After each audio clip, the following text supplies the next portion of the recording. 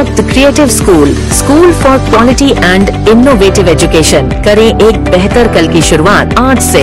के गिरी silk and sari Vasundhara पदयात्रा 2024 तेलंगाना से रत्नागिरी तक निकाली गई, जो बसों कल्याण से होते हुए रत्नागिरी पहुंचेगी।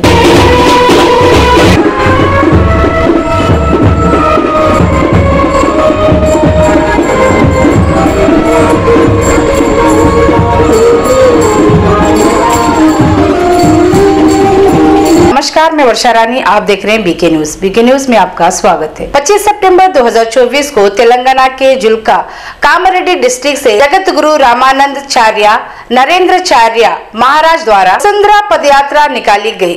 ये पदयात्रा 25 सितंबर से 21 अक्टूबर 2024 तक रत्नागिरी पहुंच जगत गुरु रामानंदाचार्य नरेंद्राचार्य महाराज की 59वीं जयंती मनाई जाएगी। इस पदयात्रा में हजारों की संख्या में श्रद्धालु भाग लिए। बताया जाता है ये जन्मदिन कई वर्षों से परंपरा के मुख्य संस्थान नानी जादम में मनाया जाता है। इस जन्मदिन में श्रद्धालु भाग लेने के लिए पदयात्रा करते हुए संस्थान नानी जादम में प्रवेश करेंगे। इसके अलावा श्रद्धालु नगदूर, उत्तर महाराष्ट्र, नासिक, मराठवाड़ा, परभनी, मुंबई वासी से रत्नागिरी संस्थान Prabhu pharmacy paramedical and BCA college admissions are open. Muscle master fitness club for men and women संस्थान नानी जादम पहुंचेंगे। इस यात्रा के माध्यम से ग्लोबल वार्मिंग का संदेश देते हुए इसका पालन करते हुए रोड के एक साइड से सभी सुविधाओं के साथ ये यात्रा रत्नागिरी पहुंचेगी। यात्रा भजन कीर्तन करते हुए एक जैसे कपड़े पहनकर निकाली गई है। ये पदयात्रा पिछले 2 साल से की जा रही है। इस पदयात्रा में शामिल श्रद्धालु के लिए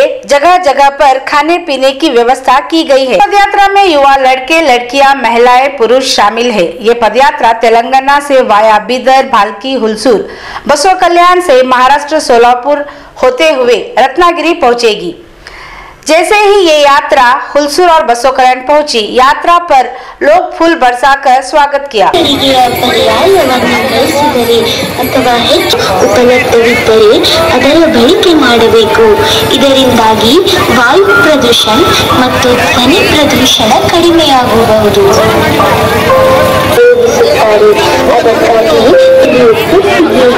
ನಮಸ್ತೆ, ನನ್ನ ಹೆಸರು ಅಶ್ವಿನಿ। ನಾವು ಮಹಾರಾಷ್ಟ್ರದಿಂದ ಬಂದಿದ್ದೆವು। ನಮ್ಮ ಮದುವೆ 15 ವರ್ಷ ಆಯಿತು, ಮಕ್ಕಳಾಗಿರಲಿಲ್ಲ। ನಾವು 4-5 ಸಲ ತೋರಿಸಿದೆವು, ಬೀದರ್, ಹೈದರಾಬಾದ್ ಎಲ್ಲ ತೋರಿಸಿದೆವು, ಎಲ್ಲಿ ಮಕ್ಕಳಾಗಿರಲಿಲ್ಲ। ಇಲ್ಲಿ ಬಸವ ಕಲ್ಯಾಣ ಜೀವನ್ ಜ್ಯೋತಿ ಹಾಸ್ಪಿಟಲ್ ಬಂದ್ಮೇಲೆ ಮೇಡಮ್ ಟ್ರೀಟ್ಮೆಂಟ್ ಇದ್ದಿದ್ದು 1 ತಿಂಗಳಿಗೆ ನಮ್ಮದು ಸಕ್ಸಸ್ ಆಗಿದೆ। 5 ಟ್ರೀಟ್ಮೆಂಟ್ ನಮ್ಮ ಮಗ ಹೊಟ್ಟಾನ, ಈಗ ಮಗನಿಗೆ 1 ತಿಂಗಳಾಯಿತು।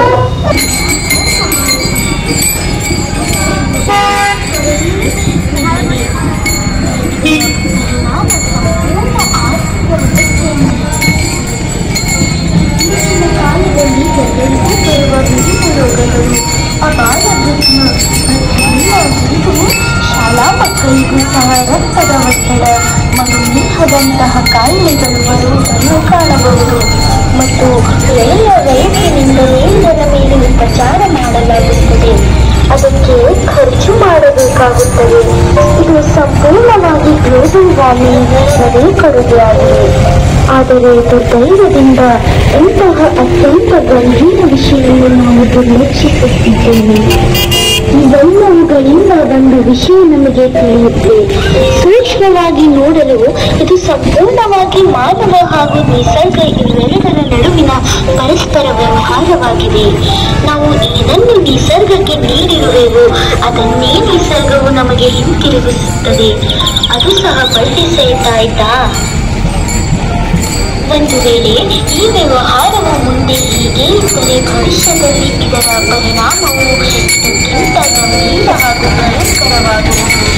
ನಮ್ಮ ಮುಂದಿನ ಪೀಳಿಗೆ ಬದುಕು ಅಸಹಾಯವಾಗಬಹುದು। ಏಕೆಂದರೆ ಭವಿಷ್ಯದಲ್ಲಿ